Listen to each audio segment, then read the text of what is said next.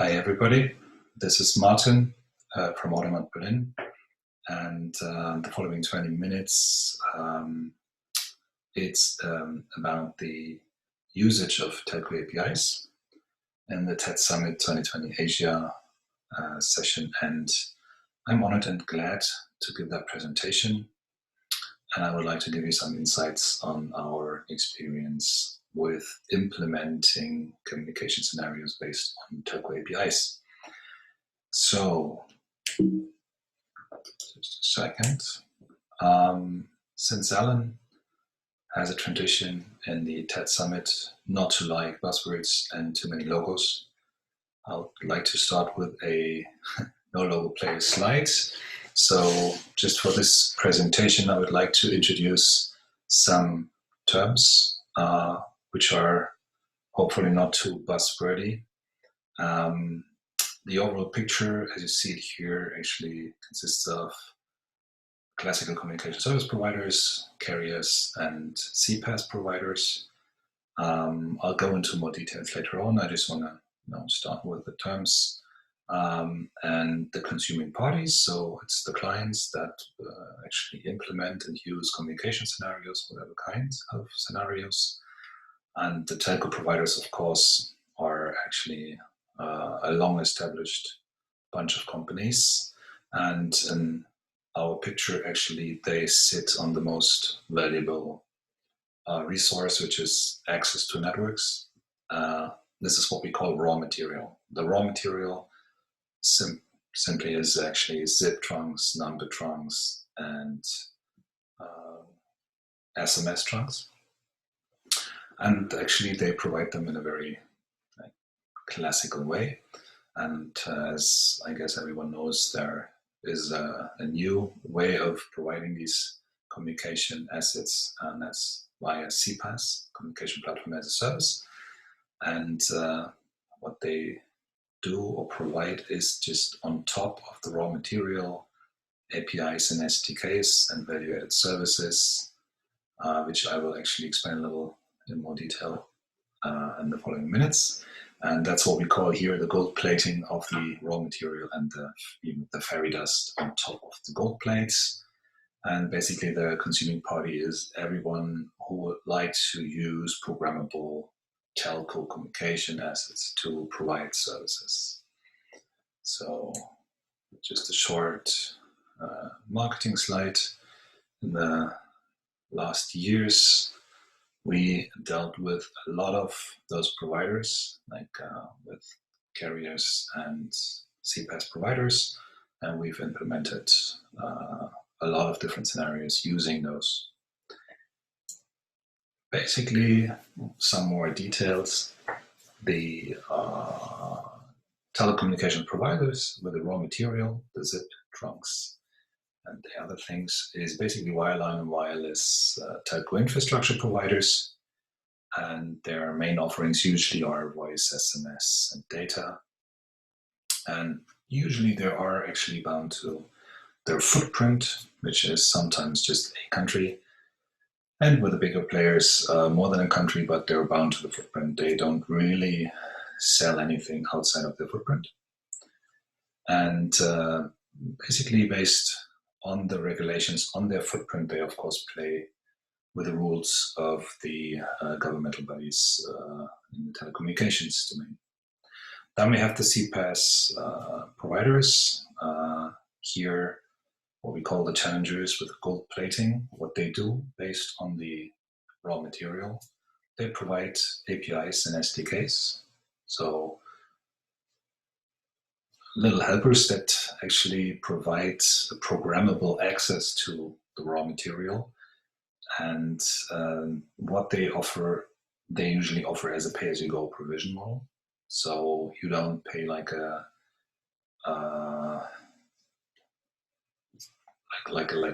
contract-based amount, but you pay as you go, right? And most of the time, and most of the players, they provide here voice messaging and numbers, some videos and some other things, but that's basically the CPaaS, basically offers APIs on top of raw material. Then there are some advanced CPaaS offerings that it makes it much easier for developers to be fast by providing whatever kind of service. So they have pre-defined services already, like two-factor authentication and others.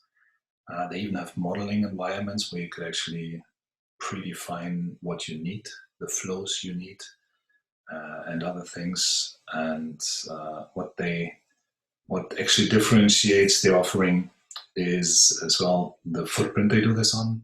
So most of the, let's say, basic CPaaS providers, they offer their services on a footprint too. And here, like if we take the leaders like Twilio, for instance, then they almost reach a global scale.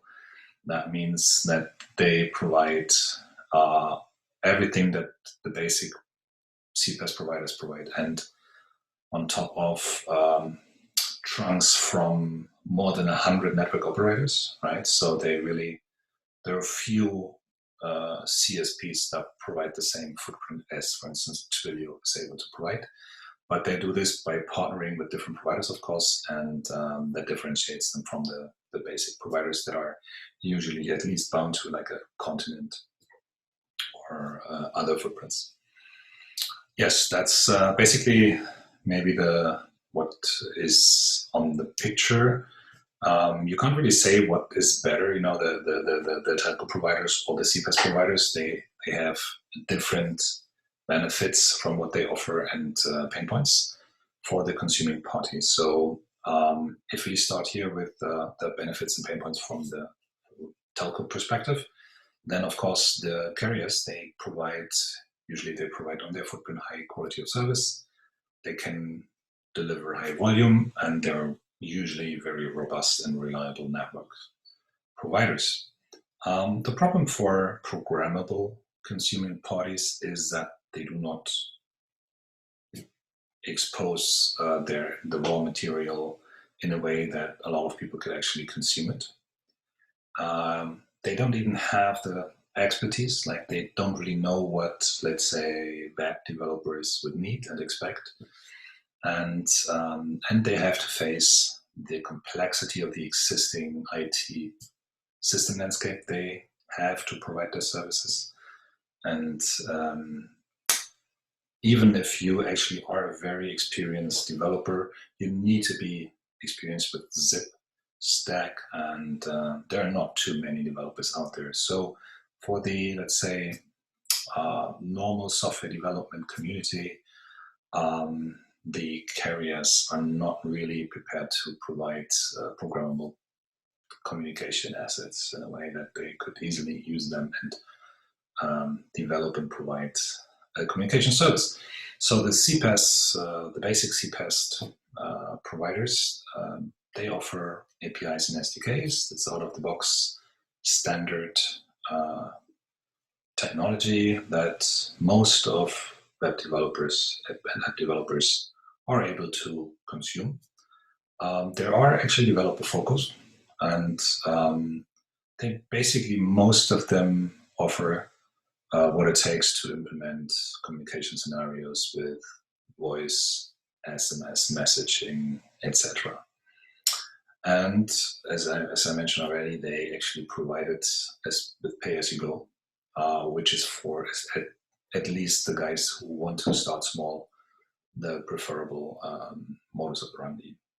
The pain points here is that there are a lot of providers. So if you're a company that wants to use CPaaS, you're in a pretty ugly situation because the market is changing fast, and you have to make a decision what is your best provider and then go with that provider. And of course, there is a lock-in situation here.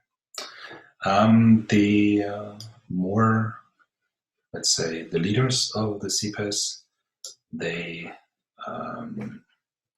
have the benefits are that they actually really not just focus on developers as all the rest of the CPaaS providers. They already are a step further in the evolution of CPaaS, that they provide their features or their capabilities in a way that the developers are really fast in setting up things. and they can set up things in a way that they're really user-friendly for their customers. So they really support developers being fast and user-friendly. They provide the most innovative new stuff, right? So for some of the consuming parties, this is important. And they have a one-stop shop for everything you could think of. They even invent the things you might not even, as a consuming party, have thought of. And they're global available. So if your service scales, and we have an example later on, then they're a good place to look at. The pain points is they are pretty expensive, and it's not transparent in most of the cases how they actually measure the quality. So if you really want to if you really want to send an SMS and you want to check whether it actually arrives, many times you won't find this feature or measurements in audio and video quality, etc. That's and if you once decide to go with one of the leaders, the lock-in effect is even harder to avoid compared to the rest of the CPaaS providers. So really here, depending on what you from a consuming party perspective actually need, you basically are in that situation that there's quite a lot of different providers and they provide different things to you. So here, the dilemma again. It's the game, if you look into the topic from the consuming party, is that there are like a number of players versus what your developers are capable of actually consuming. And of course, there is a price question, what would it cost to implement a communication solution and then operate it. Here we have, looking at the market from the telecommunications companies' perspective, is like the carrier. Then there is a huge market. It's as Alan stated at the end of last year, is $1 trillion market, right? There are, I'd say, hundreds of carriers around the globe, and multiple of them in each region, country, you name it. There are just a few developers who are being able to implement communication scenarios using Zip, and the old-fashioned way of actually implementing it. And there is the dependencies to the OSS BSS stack. That's the telco software stack, and that is actually established, I don't know, over the last 30 years, and everyone is fighting with it. So it's not really made for being a programmable stack for developers from the consuming party perspective. And then from the other perspective, the other angle is, of course, the CPaaS market. That's pretty new, so it's much smaller in revenue. There are, compared to the carrier world, just a few players, so it's not hundreds but dozens. But there is compared to the actually very small Zip community, there is a huge developed community. All the web developers, the app developers, the usual suspect languages like JavaScript and Ruby and Python and you name it. There are lots of developers, and that is actually quite a contradiction, right? So now, if you're on consuming party perspective and you look at the picture, then you have a lot of carriers providing their stack, let's say, almost not programmable. And then you have the new kids that actually just came to the picture a couple of years ago. It's a fast developing market. It's a couple of dozens of players depending on the region, but still not just 2 or 3. So the consuming parties, they are definitely in a situation that they have to now look into quite a complex setting of different players providing different things. Whatever they decide, they have to decide for the one or the other. So there's no easy way to pick, from the best SMS provider, and then take another voice provider, and take the easiest and cheapest video provider. You basically, if you want to develop something, you basically have to make a decision with whom you go. From a programmability perspective, you'd always take the CPaaS leaders because they provide by far the best APIs, SDK, and value-added services for a huge developer community. You could actually have your developers from, and then if you look at it from a quality or price perspective, you'd actually go with a carrier, but the carriers, on the other hand, would not provide their assets in a nice way for the developers. So you need to make up your mind. You need to look into the market. You need to have experience with what it takes to use CPaaS or ZIP or both somehow. And whatever you do, you end up in a vendor lock-in situation. And the next is a very known problem is that, of course, your requirements, the requirements you might know today, they might change when you scale.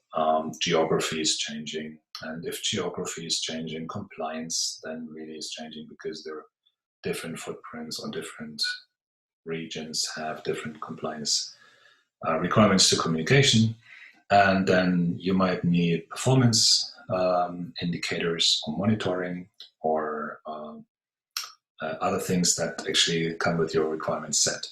As a matter of fact, the consuming party is in a dilemma that you need to go with a vendor selection with the requirements you have today. That puts you in the situation at the end of the day that you're locked up with one of the vendors you decided for, and then of course your requirements might change, and but still you're locked with the decisions you made.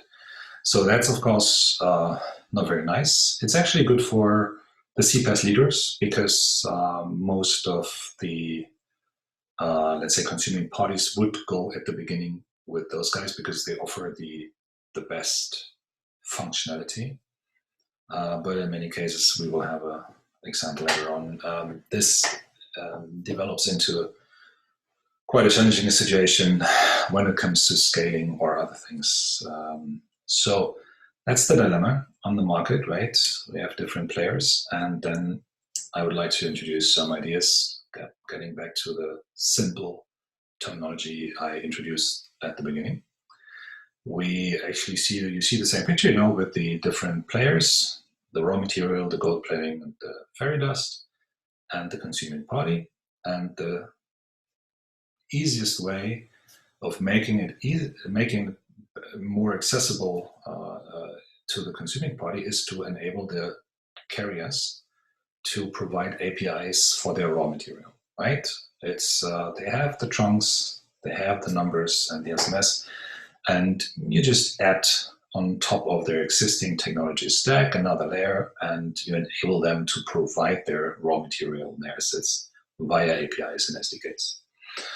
That's actually not even difficult. There are a couple of providers of technology, and we actually quite like the open source guys in that domain, but you can choose from, let's say, a couple of providers. It's nothing else but a integration project. Yeah, you just look at the market and decide what's your best pick, and then a carrier would be easily able to introduce CPaaS by just choosing one of those software stacks and just use it. And then they have standard APIs, and they can compete at least with the basic CPaaS providers, right? That's wait a second. That's basically the simple step, right? So here, try to get as many, so dear telco providers, go and enable your raw material by using the usual suspects enablement software stacks, preferable open source because it's better for everyone, and it's just good for you. And apart from it's good for the telco provider, The consuming parties, they gain too, because they can choose their best region, for instance, because there are telco providers everywhere. And in their regions, they know them, their market, and they provide the best quality and actually even the best prices, right? Because they can provide quite good prices compared to at least the CPaaS leaders. So this is the first step. It is very simple. We enable the telcos to actually be part of the CPaaS game.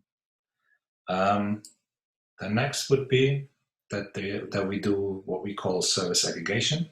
That would put the basic CPaaS providers and the raw material providers in a position to actually compete even with the leaders on the CPaaS market by adding value-added services, as we had at the beginnings. Like there could be like a modeling environment.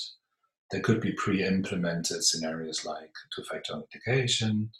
We would basically just try to have step-by-step a situation in which the consuming party has a better, more comprehensive market perspective to be able to choose from not just the one, but to take different providers by making them looking very similar, let's say that way, that they provide, at the end of the day, pretty similar things.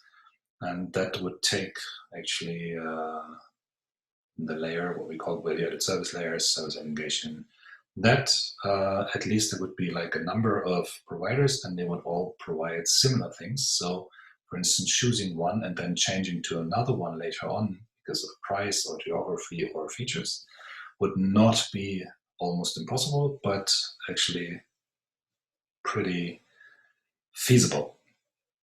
And so looking at it from a consuming party perspective, of course, for the challengers, the basic CPaaS providers and the carriers, that would be good because they could even compete with the leaders that actually rule the CPaaS market. This is what I mentioned. This is one of many examples you could actually show, but we don't have the time here today to have more than the one, but it's quite a actually prominent one. So the company Uber, when they started to become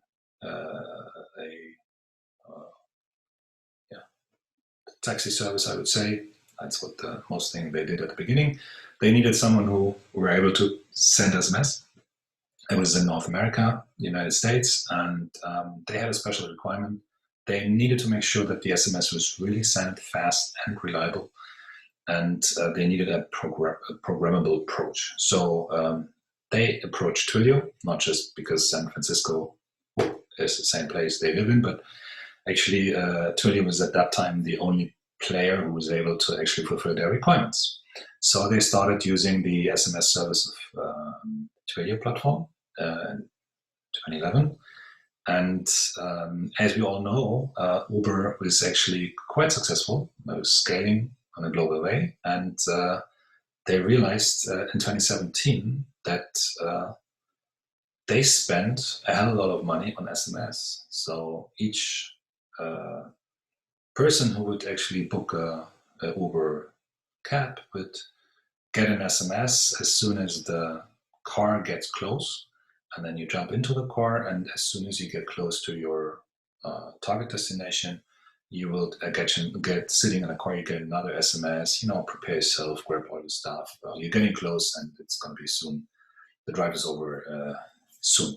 So there were like, in each transaction, there were 2 SMS sent, and you could imagine if the SMS was late or not arriving, the whole service would be broken, right? So especially the first SMS is very, very important that it says, your driver is going to be here in a minute, so please place yourself close to the street and wave your hand, stuff like that. And so in 2017, this way, by scaling successfully, they made 12% of Twilio's revenue. So that's quite significant, and Twilio makes a lot of revenue. And then Uber found out that they spent far too much money on the SMS. And so what they did is actually found out that they pretty locked into Twilio, and it took them a lot of time and money to use other providers, in this case Infobit, MessageBird, and BlackBerry. So they decided the hard way to really go for others too. So today they use like a portfolio of SMS providers, depending on price and geography, but they're all programmable. So we think that's a good example where you see that there you actually get lock-in because you decide for the leader. You stay for 6 years, and in this case, even make up 12% of the leader's revenue, which is a lot.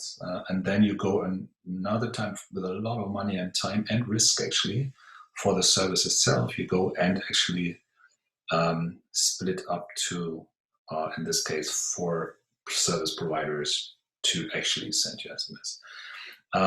And if you look into that scenarios, and there are other scenarios already, so we're actually late enough in the market that we can see good other examples where actually scaling services start looking into the situation. We think in the pyramid from our picture here, there is definitely space for universal API. That's the layer that would be between the consuming party and all the players. So we would provide, or it would be nice if there would be like a universal API in between the consuming party and all providers. And that would be, for the consuming party, extremely valuable, because you could just say, I need an SMS that is cheap, and I don't care whether it arrives. I need the best video quality in Asia, or I need audio in 4 different countries, and I choose by country and by destination for the calling feature, the different and the best provider, etc., etc. So you could actually pick whatever you need, and you could change anytime because it's standardized, right? You use just the one universal API that provides you the usual suspect endpoints, like capabilities for calling, for video, for SMS, for on-net messaging, etc., etc. It would include the push infrastructure for mobile applications and other things, right? You could, from a consuming party perspective, like this would be great. Of course, it would not be great for the CPaaS leaders because they invest a lot of money into being the most innovative provider of programmable communication. But for all the others, the challengers and the telcos, it would be great because it would enable them to be part of a market where at the moment only the CPaaS leaders have access to, because they would provide the best. But from the consuming parties, the lock-in with 2 or 3 CPaaS leaders is almost not acceptable situation. So we see a lot of need for this, let's say, liberalization of the programmable communication market, and that's why we work on that. So what we've done so far is, you can see here, I don't really want to go through the details, just go to automat.berlin and read yourself through. We have a reference implementation for iOS and a modeling environment based on open source, it's Node-RED. And we started implementing Twiml, which is the Twilio markup language universal API. We're in the middle of doing this to actually enable carriers and basic CPaaS providers to provide, let's say, Twilio's like services. So that's basically what is the state of what we do at the moment. And maybe to actually wrap up at the end, we see that actually in Asia, that IdeaMart, and Alan has talked about IdeaMart in other sessions, has proven the relevance, in this case for Sri Lanka.